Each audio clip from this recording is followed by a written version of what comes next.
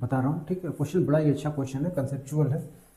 Question क्या दिया हुआ, 80% की छूट देने के बाद एक ओवन का मूल्य 5180 रुपया होता है। यदि कोई छूट नहीं दी जाती है तो दुकानदार को 48% का लाभ होता है। तो ओवन का क्रय मूल्य क्या दिया हुआ है, ठीक है भाई। मेरे एक चीज़ हमेशा ध्यान देना कि जब कोई दुकानदार आपको डिस्काउंट देता है ना, तो वो डिस्काउंट एमआरपी पे देता है ना। वो अपने क्रय मूल्य पे डिस्काउंट कभी नहीं देगा। अगर क्रय मूल्य पे डिस्काउंट दे तब तो फिर वो उसकी दुकान की भट्टी बैठ जाएगी, है ना। तो डिस्काउंट हमेशा, जहाँ पे डिस्काउंट की बात हो रही है इन द सेंस, वहाँ पे क्या है, वहाँ पे एमआरपी है, ठीक है। तो 80% का छूट दे रहा है, वो 80% का छूट दे रहा है। और उसके बाद जो है ओवन का मूल्य वो क्या होता है, 5180 रुपया होता है। यानी कि 5180 क्या है, ये 20% का वैल्यू 5180 रुपया है। 80% छूट दे दिया है ना, तो 20% बचा 100% में। तो इसके वैल्यू क्या है, इसकी वैल्यू जो है 5180 है। तो 100% की वैल्यू क्या हो जाएगी, तो 100% की जो वैल्यू हो जाएगी वो हो जाएगी 5180 बटा 20 और इंटू क्या कर दोगे, इंटू 100 कर दोगे। 0 से 0 कैंसिल, 2 से 50 बार में इसको मल्टीप्लाई करो तो क्या बन जाएगा, 25,900 बन जाएगा।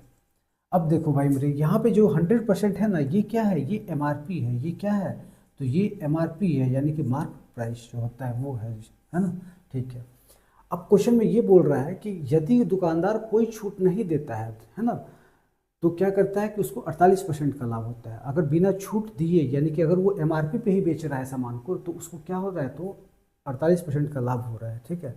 तो 48% का लाभ हो रहा है इन द सेंस वो कितने में बेच रहा है, वो 148% में बेच रहा है। यानी कि विक्रय मूल्य क्या है उसका जा रहा है, तो 148%, ठीक है। तो ये जो 100% की वैल्यू 25,900 यहाँ पर आया है ना, ये क्या है, यही 148% है। क्या है ये, 148% है। तो 148% की वैल्यू क्या है, तो ये 25,900 है। क्या है, 25,900। तो 25, ये 148% जो यहाँ पर है, तो यहाँ पे क्या होगा, ये यहाँ पे ये जो 48% है ये एसपी है, क्या है, सेलिंग प्राइस, यानी कि ये विक्रय मूल्य है। ये क्या है, विक्रय मूल्य, ठीक है। तो हमसे क्या पूछ रहा है, तो ओवन का क्रय मूल्य क्या है, तो क्रय मूल्य क्या है, यानी क्रय मूल्य क्या होगा, यानी कि हम 100% निकालेंगे। तो 100% पे क्रय मूल्य लिया जाता है। तो 100% क्या हो जाएगा, तो 25,900 बटे 148 और इंटू क्या कर दोगे, इंटू 100 कर दोगे भाई मेरे।